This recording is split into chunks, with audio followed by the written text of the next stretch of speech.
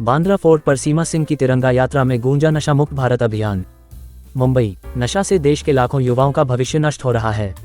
घर बिखर रहे हैं और समाज के साथ साथ देश पर बुरा प्रभाव पड़ रहा है। यही कारण है कि देश की जानी मानी समाज सेविका तथा मेघाश्रेय संस्था की अध्यक्ष सीमा सिंह ने आज बांद्रा फोर्ट पर नशा मुक्त भारत अभियान के साथ तिरंगा यात्रा का आयोजन किया। पत्रकारों से बात करते हुए उन्होंने कहा कि तिरंगा यात्रा हमारे देश की आन, बान और शान का प्रतीक है। ये यात्रा भारत के उन तमाम वीर सपूतों के प्रति सच्ची श्रद्धांजलि है जिन्होंने देश के लिए हंसते हंसते अपने प्राणों की आहुति दे दी।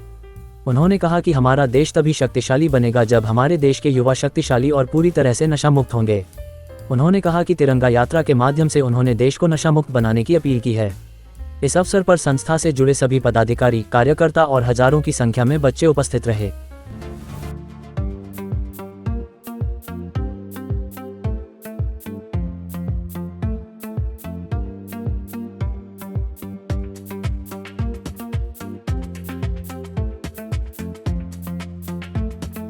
बिल्कुल, सबसे पहले तो 15 अगस्त स्वतंत्रता दिवस की बहुत सारी शुभकामनाएं। हम सबों को एक भारतीय होने के नाते ये हम सब के लिए गर्व की बात है। 15 अगस्त हमारे लिए सबसे बड़ा महापर्व है, राष्ट्रीय पर्व है, तो सबको बहुत बहुत बधाई हो।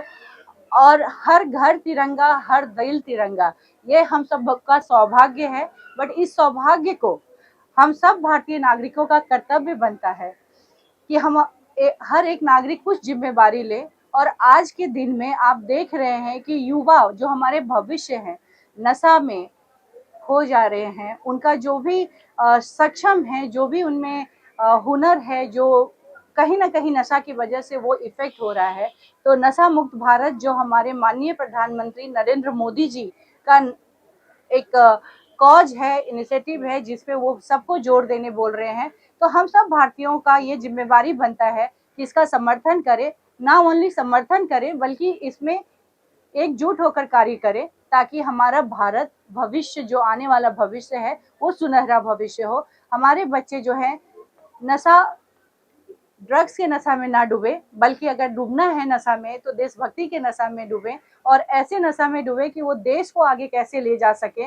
आने वाले 100 साल में जो हम विकसित भारत और विश्व गुरु का सपना देख रहे हैं, वो सपना दूर नहीं जब हमारी युवा पीढ़ी नशा मुक्त होंगे और अपना अपना योगदान देंगे भारत के निर्माण में। एंड आज इन बच्चों के साथ आपका इंडिपेंडेंस डे सेलिब्रेट कर रही है, तो कितना बड़ा प्रिविलेज मोमेंट होता है आपके लिए बच्चों के साथ में सेलिब्रेट करना विद मेघाश्रेय के साथ? बिल्कुल, जैसा मैंने बोला कि ये हम सब भारतीयों के लिए बहुत ही गर्व का दिन है और बहुत हम लोग प्राउड और रिस्पेक्टफुल डे है 15 अगस्त स्वतंत्रता दिवस।